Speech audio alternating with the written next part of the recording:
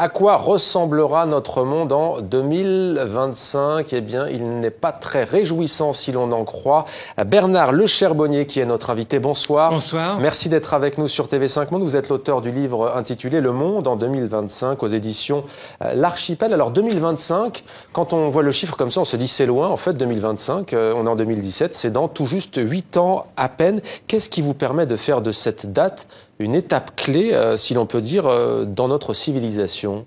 La première idée est venue du fait que le club de Rome a, lui, montré que c'est entre 2025 et 2030 que le système économique et le système financier devraient s'effondrer. Ouais. Et alors, depuis ce temps-là, tous les prospectivistes se sont cadrés sur 2025-2030. Donc j'ai suivi le même chemin. Et en plus, je pense que à chaque fois, dans un siècle, c'est dans ces années-là que se dessine la véritable figure du siècle à venir. Après un premier quart de siècle. Après un premier quart de siècle, ça a été le cas à partir après la guerre de 1918, ça a été le cas après 1815 et la défaite de Waterloo, ça a été après 1715 et la mort de Louis XIV et la Régence et les Lumières. Donc à chaque fois, on vit encore dans l'agonie, la nostalgie du siècle précédent, et très vite, eh bien, on s'aperçoit qu'il faut changer d'idée, changer de cap et réfléchir le monde autrement. Mais en quoi c'est mauvais que le système financier économique explose, puisqu'aujourd'hui, beaucoup de responsables politiques le vilipendent? Ce n'est pas mauvais qu'il explose. Je pense simplement qu'il faudrait avoir conscience qu'il faut qu'il change. Alors, soit qu'on aille vers un krach énorme et monumental, soit qu'on commence à réfléchir à la manière dont on pourrait l'organiser autrement. Lorsque l'on sait qu'une centaine de personnes sont aussi riches que le reste de l'humanité, on sait très bien que ça ne peut pas durer comme ça. C'est ça le suicide du capitalisme? C'est une des raisons. C'est une des raisons, du moins, c'est un des signes majeurs, c'est un des signes évidents. Mais il y en a beaucoup d'autres. Et notamment, il y a des choses extrêmement positives, par exemple comme l'économie collaborative, comme il y a un certain nombre aujourd'hui de manières de vivre économiquement en relation avec autrui sur d'autres modèles que simplement la question d'argent. Alors, dans ce livre, vous passez donc en revue beaucoup de sujets, l'économie donc, mais pas seulement. On va essayer de les voir, peut-être pas tous, mais les uns après les autres. Mais peut-être d'abord l'actualité. On est en pleine campagne électorale en France, on le sait. La présidentielle, c'est maintenant dans un peu moins de 2 mois, le 23 avril très précisément. Et vous écrivez notamment l'opposition entre populistes et élitistes configure une nouvelle forme de lutte des classes en France. Elle promet d'être violente. Parions pour 2022 sur un duel Emmanuel Macron contre Marion Maréchal Le Pen.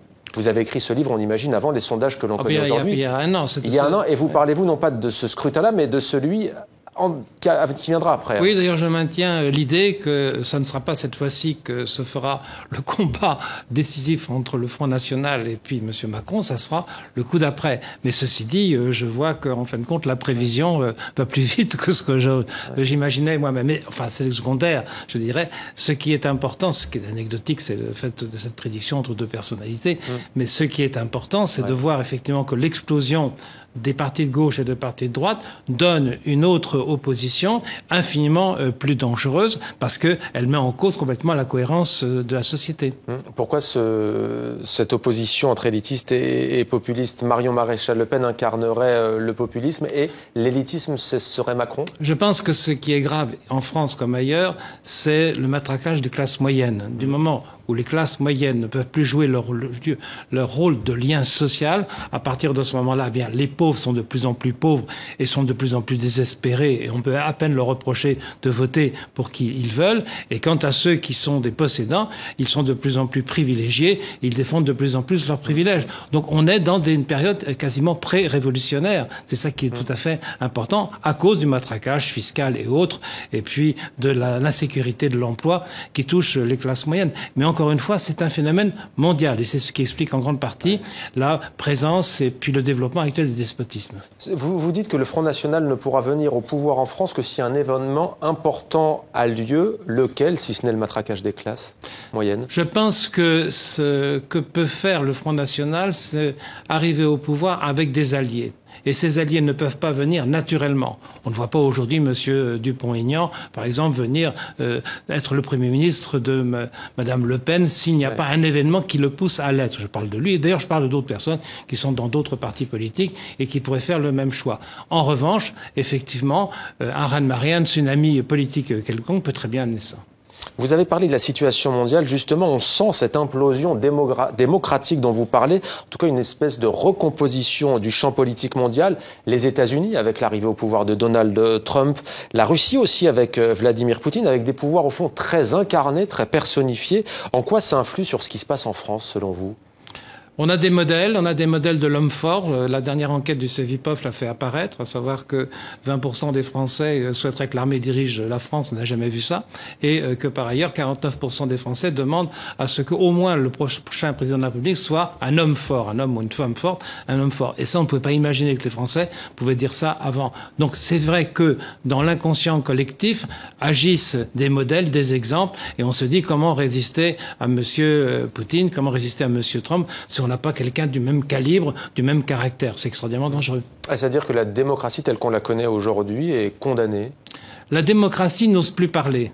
La démocratie n'ose plus dire « nous sommes un modèle universel ». La démocratie a admis qu'elle vivait dans un espace particulier qui est l'espace européen, avec des amis, mais que véritablement la réussite, notamment la réussite économique, qui était la marque même de la démocratie, va vers des régimes effectivement tout à fait différents, comme ce communisme capitaliste de la Chine, qui est le modèle qui est le modèle émergent. On parlait dans la première partie, notamment pour un autre sujet d'Hitler, de Staline. Ce qui paraît sidérant, c'est que les nationalismes, les replis identitaires, on voit à quoi ils ont mené, et pourtant, on en est là aujourd'hui, encore une fois, des replis identitaires. Vous parlez-vous d'un cancer identitaire ? Oui, c'est-à-dire qu'on a mal lu la mondialisation. On a cru que la mondialisation, ça serait une globalisation. Tout le monde parlerait anglais, tout le monde irait voir les mêmes films, etc. Or, il y a un échec de la mondialisation. C'est absolument faux de dire que la mondialisation a tout gagné. La mondialisation, en fait, a échoué dans ce qu'elle était un modèle, je dirais, unique. La mondialisation a donné naissance à des réactions, et les réactions sont des réactions identitaires. Comment échapper à cette mondialisation, sinon en se repliant sur soi. Donc le repli identitaire est l'échec de la mondialisation. Alors je ne dis pas que la mondialisation heureuse était possible, mais une chose est certaine, c'est que la mondialisation malheureuse est actuellement celle que nous voyons venir. Peut-on prévoir l'avenir ? C'est la question que vous posez d'emblée dans ce livre. Sur quoi vous basez-vous pour tenter d'y répondre ? Alors, j'ai fait une critique assez acerbe d'ailleurs d'un certain nombre de méthodes pour prévoir l'avenir. Bon, et en particulier toutes les méthodes fondées sur les mathématiques. J'ai montré, si vous voulez, que les experts des grandes organisations internationales se trompent en permanence parce que ils passent leur temps à enfiler des algorithmes qui n'ont aucune espèce de sens, puisqu'ils partent, par exemple là, j'ai montré l'exemple de l'OCDE qui partait de l'idée que de toute façon le pétrole serait toujours de plus en plus cher, que le taux d'intérêt serait toujours de plus en plus élevé, et que la réalité a montré exactement le contraire. Donc les modèles mathématiques sont extraordinairement dangereux. C'est pas moi seulement qui le dis, mais les Poincaré, les Einstein avaient mis en garde complètement les économistes contre cette tendance morbide. De la même façon, les prospectivistes qui ne font qu'accumuler, je dirais, des données et qui ne savent plus quoi en faire tellement il y en a, c'est le problème des big data, ça ne marche pas. Vous parlez d'ailleurs d'un bluff numérique, mais ça, en tous les cas, c'est les raisons pour lesquelles ça ne marche pas. Mais vous, sur quoi vous êtes basé donc ? Alors, moi, je pense qu'il faut regarder un certain nombre de signes. Aujourd'hui, très à la mode, c'est les signaux faibles. Je pense qu'il y a plutôt une cohérence dans un certain nombre de signes. Prenons un exemple concret. Bon, par exemple, quand on parle de la Chine, je pense qu'aujourd'hui, les 3 ou 4 plus grands événements de 2016 sont liés à la Chine.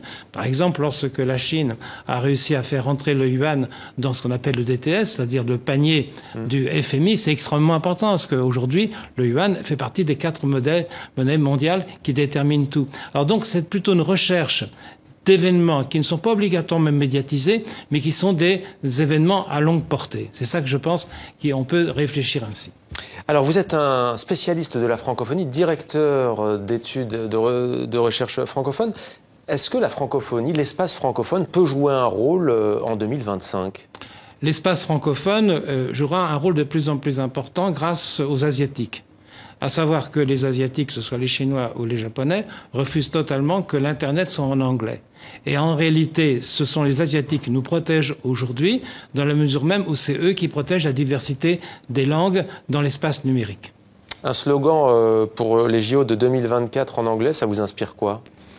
Ça m'inspire tout simplement qu'il y a de la bêtise dans l'air, puisqu'en fin de compte, le français fait partie, bien entendu, des langues, des langues mères des JO, et même c'est la langue mère des JO.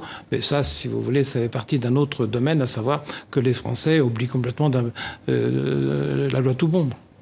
Et on va terminer avec une question qui va boucler la boucle, si l'on peut dire. Quelles sont les vertus de l'anticipation à vos yeux? Parce que les téléspectatrices et les téléspectateurs qui nous regardent se disent très bien, le monde en 2025, ça va pas forcément bien. Guerre climatique, notamment, dont vous parlez. On a vu d'ailleurs, il y a 2-3 jours, cette image de l'armée américaine déployée face aux Indiens Sioux dans le Dakota du Nord, par rapport à ce projet d'oléoduc, sur leur terre que Barack Obama avait décidé d'arrêter, mais qui reprend avec l'arrivée au pouvoir de Donald Trump. En quoi est-ce pertinent, selon vous, d'anticiper? Est-ce à dire qu'aujourd'hui, par exemple, en France, les candidats qui sont en campagne sont totalement dépassés et ne voient pas, sont aveuglés devant ces enjeux? D'abord, c'est un objet de réflexion. Et en même temps, c'est un objet non seulement de réflexion, mais je ne dis pas que c'est désespéré, je dis que c'est désespérant si on ne voit pas ou si on refuse de voir ce qui est en train de se passer. Et pourquoi en France, les responsables politiques ne le voient pas, ça, ce que vous dites dans ce livre? Ils n'ont pas le temps, ils vivent au jour le jour, ils vivent dans l'anecdote. Il n'y a plus des personnes qui ont une vision à 20 ou 30 ans dans ce pays. Jean Hommage, par exemple, dans le livre Aristide Briand, c'est tout à fait typique. Si on avait compris en 1930 la vision d'Aristide Briand par rapport à l'Europe, on n'aurait pas construit cette Union européenne sur des fausses bases. Donc, mais a-t-on encore aujourd'hui ce genre d'homme, peut-être de monsieur comme monsieur Borloo, si c'est quelqu'un de ce type-là? Il y en a trop peu. Et surtout, ils n'ont pas le pouvoir dans les partis politiques. Et vous citez Paul Valéry, nos grands malheurs ont leur source dans l'impossibilité de s'appliquer à prévoir à longue échéance et d'agir selon les prévisions contre les aises du moment à bon entendeur, si l'on peut dire. Merci à vous, Bernard Le Charbonnier, d'être venu sur notre plateau.